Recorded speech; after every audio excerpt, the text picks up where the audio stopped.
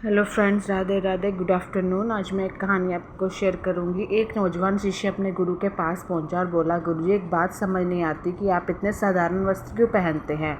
इन्हें देखकर लगता है कि नहीं कि आप एक ज्ञानी व्यक्ति हैं। ये एक प्रेरणादायक कहानी है, जीवन की सीख। अंगूठी की कीमत, जो सैकड़ों शिष्यों को शिक्षित करने का महान कार्य करता है। गुरुजी मुस्कुराए, फिर उन्होंने अपनी उंगली से एक अंगूठी निकाली और शिष्य को देते हुए बोले, मैं तुम्हारी जिज्ञासा अवश्य शांत करूंगा, कि जो तुमने प्रश्न किया है उसका आंसर दूंगा। लेकिन पहले तुम मेरा एक छोटा सा काम कर दो। इस अंगूठी को लेकर बाजार जाओ और किसी सब्जी वाले या ऐसी ही किसी दुकानदार को इसे बेच दो।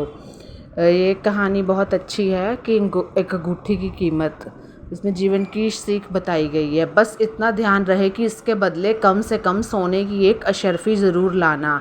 शिष्य फौरन उस अंगूठी को लेकर बाजार गया, पर थोड़ी देर में अंगूठी वापस लेकर पहुंचा।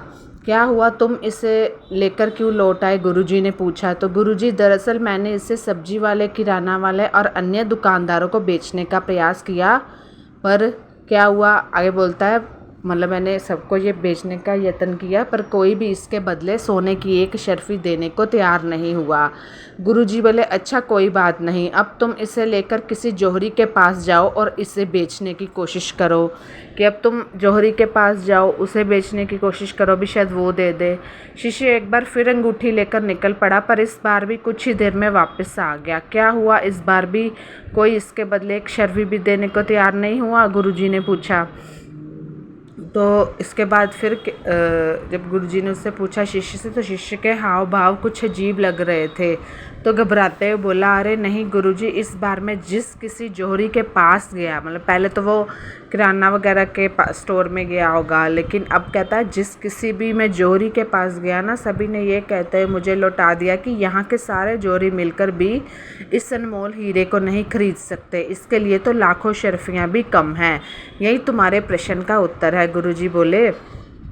गुरुजी ने बोला कि यही तुम्हारे प्रश्न का उत्तर है। जिस प्रकार ऊपर से देखने पर इस अनमोल अंगूठी की कीमत का अंदाज़ा नहीं लगाया जा सकता, उसी प्रकार किसी व्यक्ति के वस्त्रों को देखकर उसे आंका नहीं जा सकता। लेकिन आजकल के दौर में क्या है कि अगर व्यक्ति के ढंग से कपड़े ना हो तो लोग उसको नीचा समझते हैं, गरीब समझते हैं। व्यक्ति की विशेषता जानने के लिए उसे भीतर से देखना चाहिए। बाहरी आवरण तो कोई भी धारण कर सकता है, लेकिन आत्मा की शुद्धता और ज्ञान का भंडार तो अंदर ही छिपा होता है। हम उसके वो नहीं देखते क्या उसकी विशेषताएं हैं।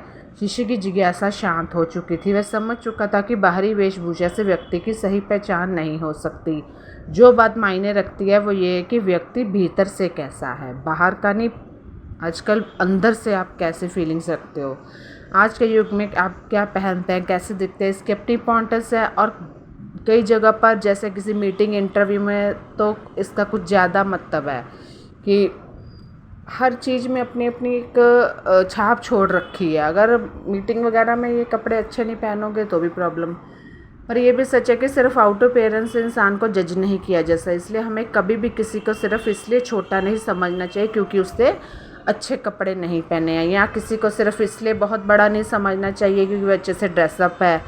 इंसान का असली गुण तो इसके भीतर होता है और वही उसे अच्छा या बुरा बनाता है। तो मुझे आप कमेंट करके बताना कैसी लगी आपको स्टोरी। मैं अगली स्टोरी लाऊंगी बहुत बढ़िया। धन्यवाद, बाय बाय, गुड, आपका दिन मंगलमय हो।